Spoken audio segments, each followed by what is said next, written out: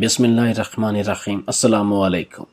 مرزا غالب لکھتے ہیں کہ اپنے عروج کے زمانے میں ایک دفعہ بہادر شاہ ظفر صبح کے وقت تنہا اپنے گھوڑے پر سوار ایک گاؤں سے گزر رہے تھے کہ ایک بڑا سا حویلی نما گھر دیکھا، اور جیسے ہی گھر دیکھا تو ایک دم پریشان ہو گیا، کیونکہ اس حویلی نما بڑے سے گھر کے دروازے پر ایک بڑا کتا مضبوط رسی کے ساتھ الٹا لٹکایا ہوا تھا۔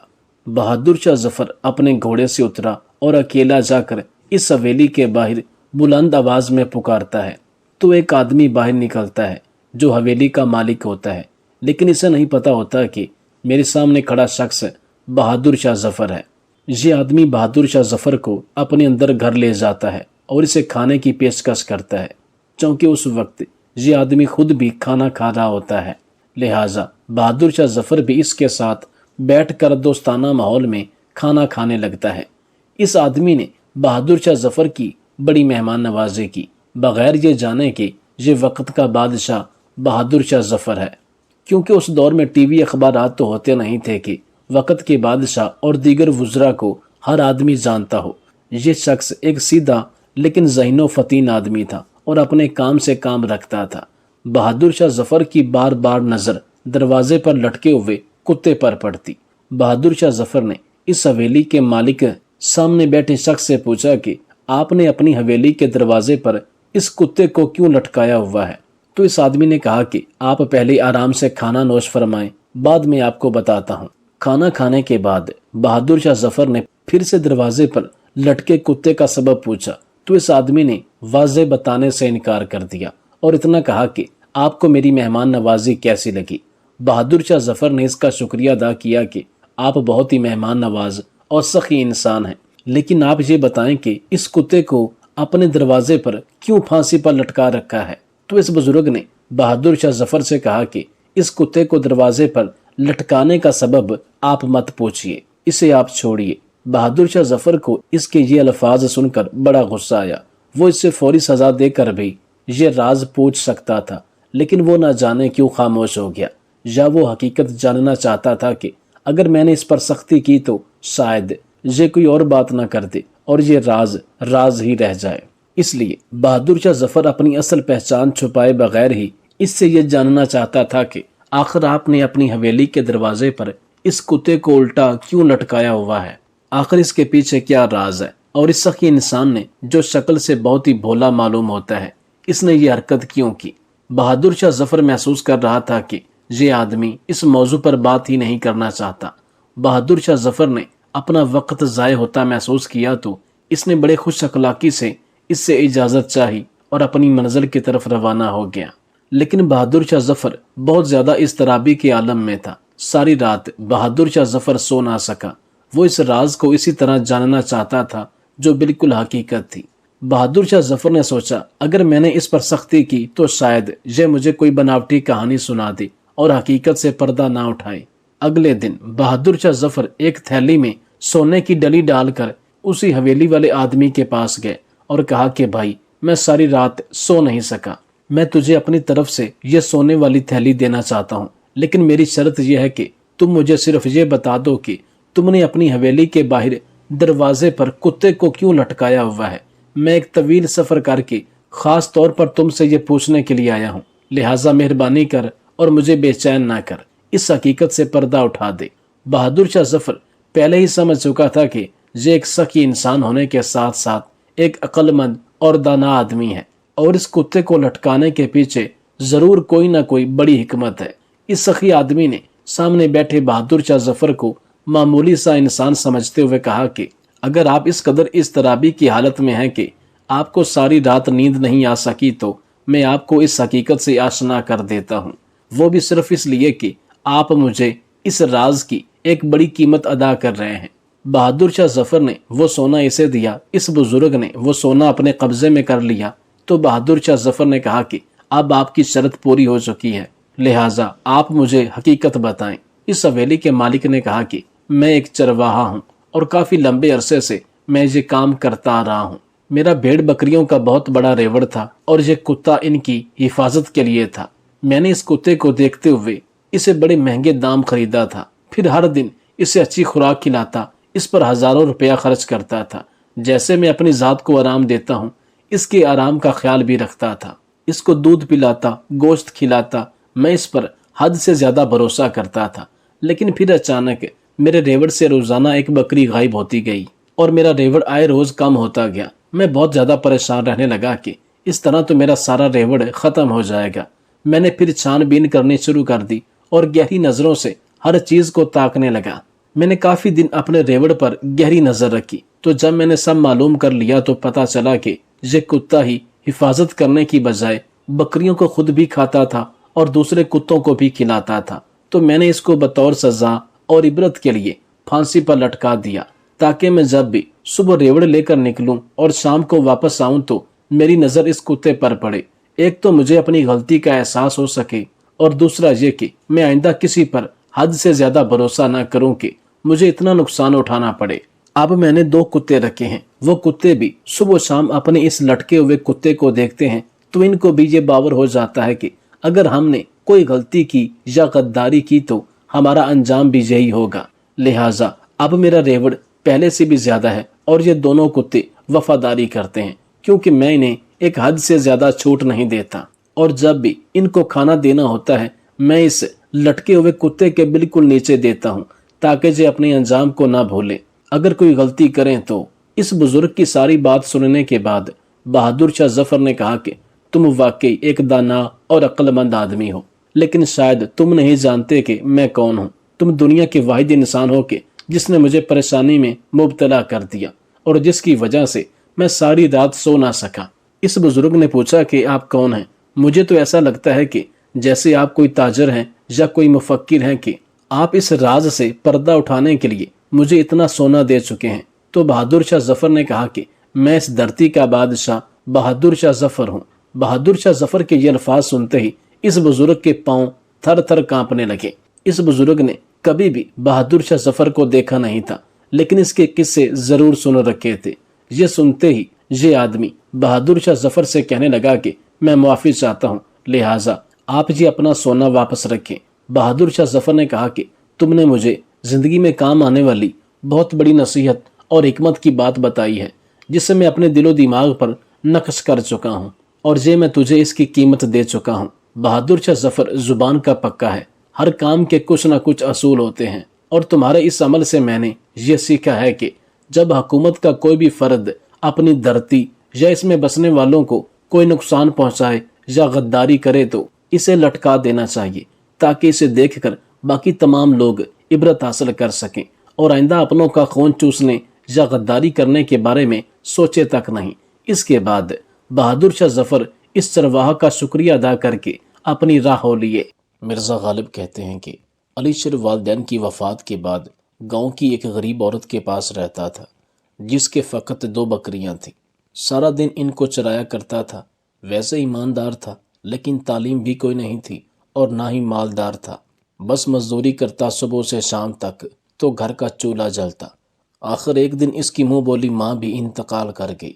इसने एक व्यापारी को अपनी दोनों बकरियां बेच दी। कुछ रकम हासिल हुई, जिससे इसने एक हसीन औरत से शादी कर ली। इसकी शादी इसके गांव से काफ़ी दूर एक दूसरे गांव में हुई थी। औरत किसी और को पसंद करती थी, लिहाजा जब इस औरत की अली शेर से शादी हो गई तो अब वो अपने शौहर को पसंद नहीं करती थी और इससे जान छुड़ाना चाहती थी। जबकि अली शेर बहुत खुश हुआ, बार बार अल्लाह का शुक्र अदा करे कि चलो किसी बहाने मुझे भी किसी औरत की कुर्बत नसीब हुई और मेरा निकाह हो गया। जबकि औरत इसके बरक्स सोच रही थी कि वो कौन सा पल आए कि मैं इससे जुदा हो जाऊं। शादी के बाद ससुर ने अली शेर को एक घोड़ा सलामी के तौर पर दिया। रुखसती के बाद शौहर अपनी बीवी को लेकर इसी घोड़े पर सवार होकर अपने घर जा रहा था। वो मियाँ बीवी अकेले अपने घोड़े पर सवार होकर अपनी मंजिल की तरफ रवां दवां थे कि रास्ते में इसकी नई नवेली दुल्हन ने कहा कि मुझे बहुत प्यास लगी है, लिहाजा ये जो सामने कुआं है इससे मुझे ताज़ा पानी निकाल कर दो। इनके पास एक लोहे की गड़वी थी। इसकी बीवी ने अपने शौहर को दी और कहा कि अपनी पगड़ी उतार कर इस गड़वी से बांध कर मुझे यहाँ से ताज़ा पानी निकाल कर दो। इसके शौहर ने कहा कि मैं अभी निकाल कर देता हूँ। शौहर घोड़ा से नीचे उतरा। इसने अपनी पगड़ी को गड़वी के साथ बांधा और नीचे बैठकर हाथ लंबा करके ताज़ा पानी निकालने लगा। لیکن پھر بھی اس کا ہاتھ اپنی پگڑی باندھنے کے باوجود اس پانی تک نہ پہنچ سکا۔ جب اس کی بیوی نے یہ دیکھا تو اس نے بھی اپنا دوپٹہ اتارا اور کہا کہ اس کو بھی ساتھ باندھ لو۔ اس کے شوہر نے اپنی بیوی کا دوپٹہ بھی اپنی پگڑی کے ساتھ باندھ کر کنویں پر جھک کر گڑوی کو نیچے کنویں میں کر دیا۔ بیوی کے پاس یہ سنہری موقع تھا، نہ جانے اسے کیا سوجی کہ اس نے اپنے شوہر کو دھکا دیا اور وہ اس کنویں کے اندر جا گرا۔ بیوی دل میں بہت خوش تھی کہ میری اس سے جان چھوٹی اور اب میں اپنے من پسند شخص سے شادی کر سکوں گی اور کسی کو اس بات کا علم بھی نہیں ہوگا۔ میرے دل میں جو آئے گا میں وہ بہانہ بنا دوں گی۔ اس نے بغیر کسی پرواہ کے اسی گھوڑے پر سوار ہوئی اور وہاں سے اپنا سفر واپسی اپنے میکے کی طرف شروع کر دیا، یعنی کہ اپنے والدین کی طرف چلی گئی۔ خوش قسمتی سے کنویں سے کچھ فاصلے پر ایک چرواہا اپنی بکریاں چرا رہا تھا۔ وہ دوڑتا ہوا اس کنویں کے پاس آیا اور ایک رسی کی مدد سے کنویں میں گرے ہوئے شخص یعنی علی شیر کو نکالنے میں مدد کرنے لگا۔ کافی مشقت کے بعد چرواہا علی شیر کو کنویں سے نکالنے میں کامیاب ہو گیا۔ علی شیر کی زوجہ کو خاص گھوڑا چلانا نہیں آتا تھا، اس لیے وہ دھیمے دھیمے اپنے والدین کی طرف جا رہی تھی۔ علی شیر نے اپنے کپڑے نچوڑے اور ان کو خشک کرنے لگا۔ اتنے میں ایک تیز گھڑ سوار آدمی اس کے پاس آ رکا اور پوچھا کہ سب خیریت ہے؟ علی شیر نے اسے کہا کہ آپ مجھے اگلے گاؤں تک چھوڑ دیجئے، آپ کا بہت احسان ہوگا۔ اس مسافر گھڑ سوار نے اسے اپنے گھوڑے کے پیچھے بٹھایا اور چل پڑا۔ یہ گھڑ سوار گھوڑا چلانے میں ماہر تھا، لہٰذا ابھی علی شیر کی بیوی اپنے والدین کے گھر کے دروازے پر پہنچی، پیچھے سے علی شیر بھی جا پہنچا۔ جیسے علی شیر کی بیوی اپنے گھوڑے سے اتری اور اپنے والدین کے گھر داخل ہوئی، والدین نے اسے پوچھا کہ تمہارا شوہر کہاں ہے اور سب خیریت تو ہے؟ اتنے میں پیچھے سے علی شیر نے کہا کہ جی سب ٹھیک ہے، وہ میرا پیٹ خراب ہو گیا ہے۔ علی شیر کے سسر نے کہا کہ کوئی بات نہیں بیٹا، تم یہاں پر رکو، میں تمہارے لیے حکیم سے دوا لے کر آتا ہوں۔ وقتی طور پر یہ بات رفع دفع ہو گئی۔ علی شیر کو دیکھ کر اس کی نئی نویلی دلہن یعنی اس کی بیوی کے پاؤں تلے زمین نکل گئی کہ یہ کیسے یہاں آ گیا۔ یہ بہت ڈرنے لگی کہ اب میرا سب جھوٹ سامنے آ جائے گا اور میری بہت بے عزتی اور بدنامی ہوگی، حتیٰ کہ اس کے پاؤں کے نیچے سے زمین کھسک گئی۔ اس کا سارا جسم پسینے سے شرابور ہو گیا کہ یہ کم بخت یہاں کیسے آ گیا۔ میں تو اسے اپنی طرف سے مار کر آئی تھی کہ اس سے اب جان چھوٹ جائے گی۔ خیر، اب وہ یہ سوچنے لگی کہ اب یہ ساری بات کھل جائے گی اور میرا شوہر میرے والدین اور میرے بہن بھائیوں کو، رشتہ داروں کو ساری حقیقت سے آگاہ کر دے گا۔ جبکہ علی شیر نے سوچ لیا تھا کہ اللہ کا شکر ادا کرنا ہے اور گزارا کرنا ہے، جو ہو گیا سو ہو گیا۔ جو میری بیوی نے میرے ساتھ کیا، اب میں اس کے ساتھ ایسا نہیں کروں گا کہ اسے شرمندگی کا سامنا کرنا پڑے۔ جبکہ اس کی بیوی یہ نہیں جانتی تھی، وہ تو اسی ڈر میں تھی کہ اب میرا شوہر ذکر کرے گا، اب بتائے گا، اور یہی سوچ سوچ کر اس کا خون خشک ہو رہا تھا اور اب وہ اپنے شوہر کی آنکھوں میں آنکھیں ڈال بھی نہیں سکتی تھی۔ خیر، علی شیر نے عصر کی نماز ادا کی، اس کے بعد کھانا کھایا۔ جبکہ بیوی اس کی یہی سوچ رہی تھی کہ اب میرا شوہر بتائے گا، لیکن اس نے کسی کو اس بات کی بھنک تک نہیں لگنے دی جو واقعہ اس کے ساتھ ہو چکا تھا۔ اسی طرح شام ہوئی، دلہن کے والد اور بھائی بھی کام سے گھر واپس لوٹ آئے، لیکن کسی کو نہ دلہن نے کچھ بتایا اور نہ ہی اس کے شوہر علی شیر نے کچھ بتایا۔ گفت و شنید ہوتی رہی، حتیٰ کہ رات ہو گئی اور ان کے بستر لگ گئے اور یہ سو بھی گئے۔ جبکہ بیوی اس کی اسی انتظار میں تھی کہ اب میرا شوہر بات کرے گا، اب بتائے گا کسی کو، لیکن اس نے کسی سے کوئی ذکر نہ کیا اور خاموشی کے ساتھ سو گیا۔ اگلے دن صبح اٹھا، فجر کی نماز ادا کی، اس کے بعد ناشتہ کیا اور پھر اپنی ساس سسر سے کہا کہ اچھا، اب مجھے اپنی بیوی کو لے کر نکلنا چاہیے، لہٰذا مجھے اجازت دیجیے۔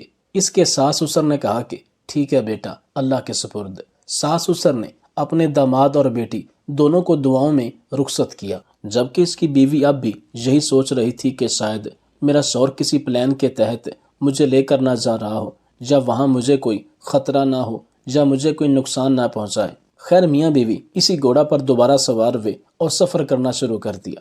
جب اسی کنویں پر دوبارہ پہنچے تو اس کی بیوی نے کہا کہ 1 منٹ گھوڑا یہاں پر روکیے گا۔ اس کے شوہر نے کہا کہ خیر تو ہے۔ اس کی بیوی نے کہا ہاں، 1 منٹ روکیے گا۔ اس کی بیوی اور وہ دونوں گھوڑا سے نیچے اترے۔ اس کی بیوی اس کے قدموں میں بیٹھ گئی اور اس سے معافیاں مانگنے لگی کہ میں نے جو کیا وہ بہت برا تھا، بہت غلط تھا، میں اس پر بہت زیادہ شرمندہ ہوں، میں تو آپ کو مارنا چاہتی تھی اور میں نے اس میں کوئی کسر نہیں چھوڑی تھی، میں بہت خود غرض عورت ہوں، مجھے معاف کر دیجیے۔ میں نے آپ پر بہت بڑا ظلم کیا، آپ کے ساتھ بہت بڑا دھوکہ کیا، میں نے جفا کی جبکہ آپ نے بدلے میں میرے ساتھ وفا کی اور حق نبھا دیا۔ میں نے ظلم کی انتہا کر دی اور آپ نے صبر و شکر کی انتہا کر دی۔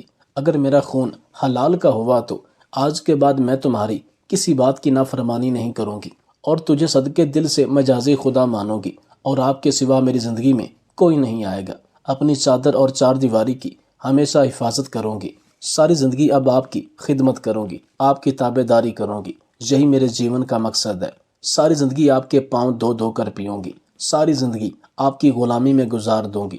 اس شخص نے اپنی بیوی کو صدقے دل سے معاف کیا، اسے اٹھایا اور کہا کہ مجھے خوشی ہے کہ تجھے اپنی غلطی کا احساس ہو گیا، لہٰذا میں تجھے دل سے معاف کرتا ہوں۔ اس کے بعد علی شیر کی اولاد ہوئی، حتیٰ کہ پوتے پوتیاں نواسے نواسیاں ہوئیں، ان کی شادیاں ہو گئی، لیکن کبھی ان دونوں کا آپس میں کوئی تنازع نہیں ہوا، کوئی جھگڑا نہیں ہوا، زندگی ساری سکون سے گزری۔ علی شیر نے لب لباب بیان کرتے ہوئے کہا کہ میرا اس وقت کا کیا ہوا صبر و شکر اور گزارا میری ساری عمر کی جیت ثابت ہوا۔ اللہ نے مجھے صلہ دیا اور ہماری زندگی بڑی خوش اسلوبی سے گزری۔ صرف اس وقت کا صبر اور گزارا میری ساری زندگی میں خوشیوں کا باعث بنا، امن کا باعث بنا، اور سکون اس گزارے کے بدلے میری زندگی کا حاصل ہوا۔